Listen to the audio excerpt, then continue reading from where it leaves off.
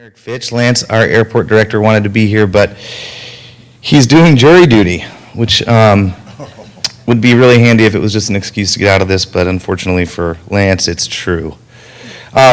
James called and asked us to give an update on the airport, so I know it's a port reports section, and we do have a ton going on across our operations, but I figure a lot of you've probably experienced SeaTac Airport and the growth and all of the challenges that come with it, so I'll talk to you a little bit about what we're experiencing at SeaTac, and then probably take a lot of constructive feedback from you all afterward.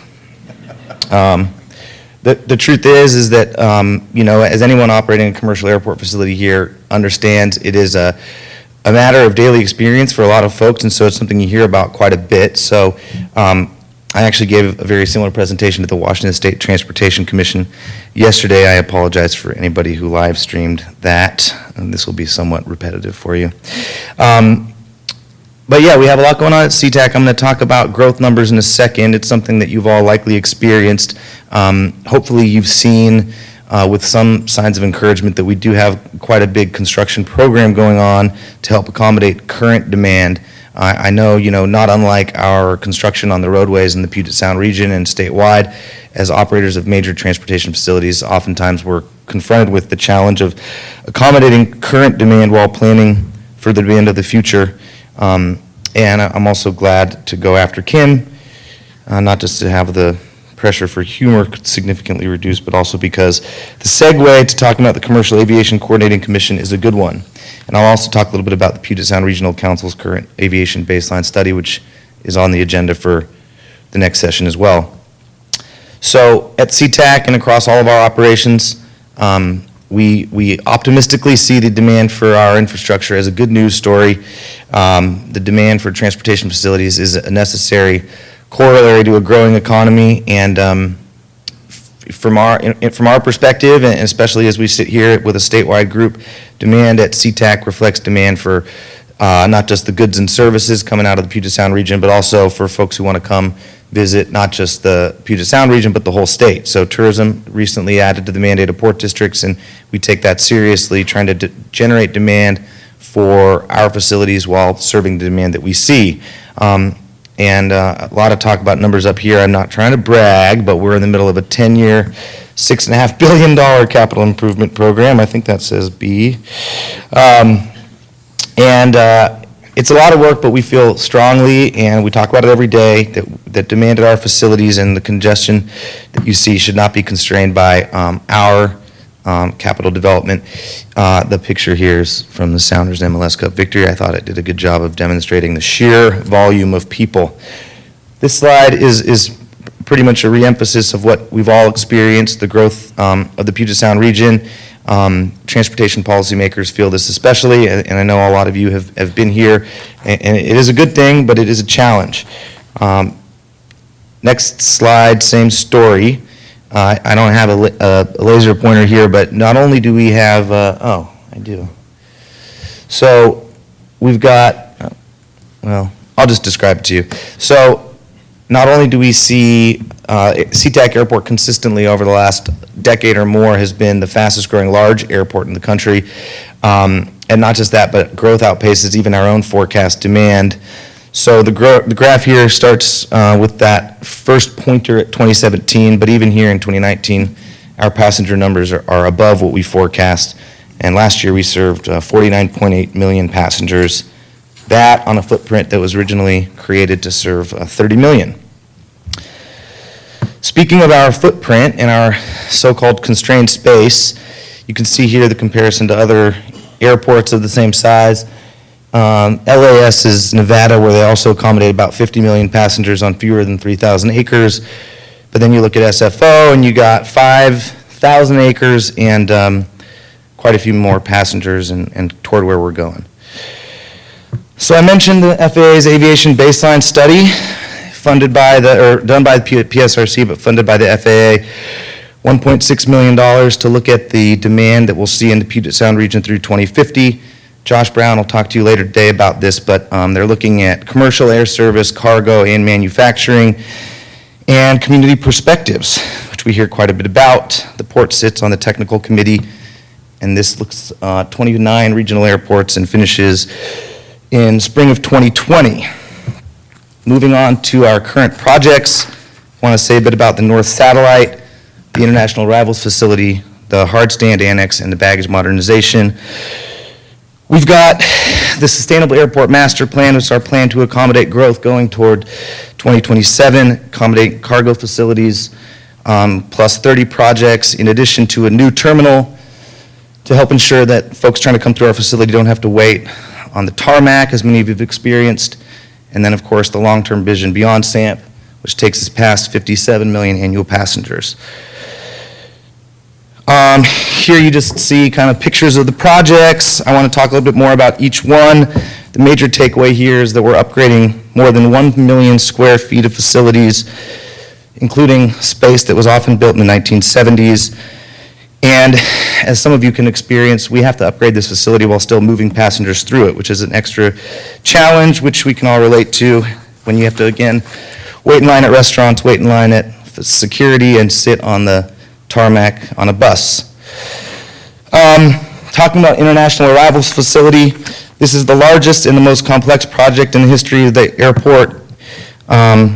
Very urgent to improve the customer experience during peak periods. This project reduces Reduces delays, improves the passenger experience, adds more natural light and space into the passenger areas. And for anybody who's been through there lately, you might know about the wait times. My cousin flew in from England and said he had to spend 3 hours just to get through customs. So we're going to double our international gate capacity from 12 to 20. We're going to increase passenger capacity by more than double, and we're going to have 2,600 passengers per hour, which is, again, if you've been through there, you end up waiting in a tunnel. Basically, your entrance into the Puget Sound region is filled with congestion and delay, I'm sorry to say, but the good news is this new project includes a massive pedestrian bridge. So you'll walk across from the S gates into the International Arrivals Facility where you'll go through customs. And in that facility, from the bridge rather, you'll be able to see Mount Rainier to the south, downtown Seattle to the north, and hopefully it provides a more positive entrance. I was going to add that this is important to us because this is the first experience that most people have coming to the airport, coming to our city, coming to our state and our country. Moving on to the North Satellite Facility and keeping in that same vein of the sort of welcoming port message. Steve Hobbs, chairman of the Senate Transportation Committee, was at our groundbreaking for this event and shared with me that his grandmother emigrated to the States, and her first experience was at SeaTac Airport, and it was a stirring story that reminded us all what we do, and that we're not just operating ports and transportation facilities, but we're taking on projects that have a major impact on people's lives. So as we go to develop our new facilities, we ask ourselves a pretty simple question. Does this facility meet our standard of service? Does it carry out our mission, and does it live up to our own expectations and the expectations of our constituents? In the case of the aging North Satellite Facility, our judgment was that unfortunately it does not. It was built about 45 years ago, serving a significantly smaller number of passengers. And so through our modernization project, we will add 20 new gates, improved baggage handling, better safety for those using the facility, and we will even incorporate new artwork that embraces the culture of the Northwest. And we will collect 750,000 gallons of rainwater, it says here. I have no idea what we're going to do with that rainwater, but I have no doubt it'll be rebottled and served to you at well above market prices. So the 5 new gates that you've probably seen if you've been through there recently open in January, and then the rest will be in late 2020. Moving on to the most complex project that you'll never see, which is our baggage optimization project. It's a $450 million, project that makes the airport more efficient, improves safety for our workers, and improves customer reliability. This is going to replace the system that Eric Johnson affectionately refers to as the machine that breaks the wheels off of your bag. So I appreciated that joke. I probably would have preferred that it not come during a tour with state legislators, but his point was taken. We authorized the baggage optimization project not long after that, in 2017, and you better be careful, we'll name it the Eric Johnson Memorial Wheel Removing Device or something. Again, I kind of joked about the main thing, and you've heard, I'm sure you've all heard me express some exasperation about the thing that most legislators want to hear about is not the IAF or the North Satellite, but it's about the beer and the wine and the food. I'm sorry about Ivers, but don't worry, we also kicked out Anthony's. So, but no, seriously, in the Central Terminal, our renovation project adds 10,000 square feet. More dining, more retail, more seating, more light, more comfort, more welcoming. 5 new restaurants and new dining and new seating open by the end of January. This includes, in place of where Anthony's was, we didn't kick them out, they didn't want to reapply, I was joking about that. They will have Salty's, also a Northwest favorite, on the lower level, and then you'll have a beer garden and performance space up above.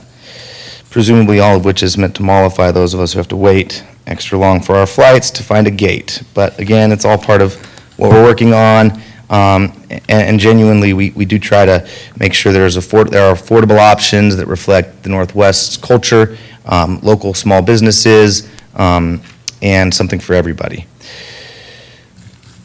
Moving on now to the airport master plan and trying to allow actually a little bit of time for questions. You can see here 30 near-term projects currently under environmental review. I don't know that you can read those from here. I can't read them on the slide, but I can tell you that there is something for everybody. We have a proposed new north terminal that would add some 19 new gates, which is really, when you're operating an airport, what everyone wants to talk about, gates. We'd relocate the drive, the southbound drive, by which you enter the airport to accommodate the new terminal. We would have an automated people moving walkway to connect you to the rental car facility, the new terminal and the old terminal, new fueling facilities, and then importantly, going back to Kim's presentation, off airport, cargo handling facilities. So that's up off to the right of the screen there. You can see the L-shaped yellow-brown section. That's the new cargo facilities. And I used to harass Kim's predecessor and the commission about their constant reminder of having the longest runway in the state, and 3 feet. And I was always assured they weren't trying to compete for our cargo. But the truth is that we get asked a lot about competition and about development, and because our brief is to serve regional demand, and we're concerned about our facilities leading to congestion, anybody who wants to help is welcome. So Payne Field is often brought up as a potential competitor.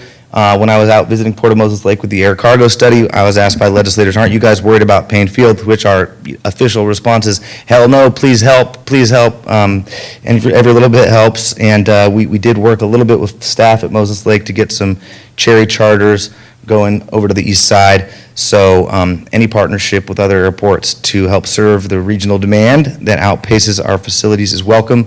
But we are, as you all know, hell-bent on building the Sustainable Airport Master Plan and hoping to see environmental review concluded relatively shortly.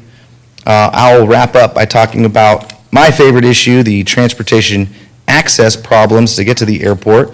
Not only is our facility outdated, essentially, the transportation facilities that are required to get there are outdated as well. So we are working with the state and our local communities, it should be said, to partner on the Puget Sound Gateway program. That would help speed freight not just to the seaports in Seattle and Tacoma, but also to the airport, and help keep trucks off of the roadways in the neighborhoods surrounding the airport. And that's part of our overall sort of animating goal to always ensure that regional growth doesn't come at the expense of some, that all can share from the benefit of the growing economy. We do have communities near the airport who experience disproportionate impacts, and projects like the Gateway program help ensure that truck traffic doesn't disproportionately impact those communities. Meanwhile, the State Route 518 study, a small little party with the state and Sound Transit, help looking at congestion along that roadway between the I-5 and the airport, and then plenty of other work. We've got a ground transportation access plan that looks at the small incremental changes we can make to make it easier for folks to access our facilities. So like I said, this is an exciting time, but it's a massive billion-dollar challenge, and something we hear about every day from our constituents, from policymakers, from our partners. Happy to hear more from you all, and glad to have a chance to talk with you about it today. Thank you. Thank you.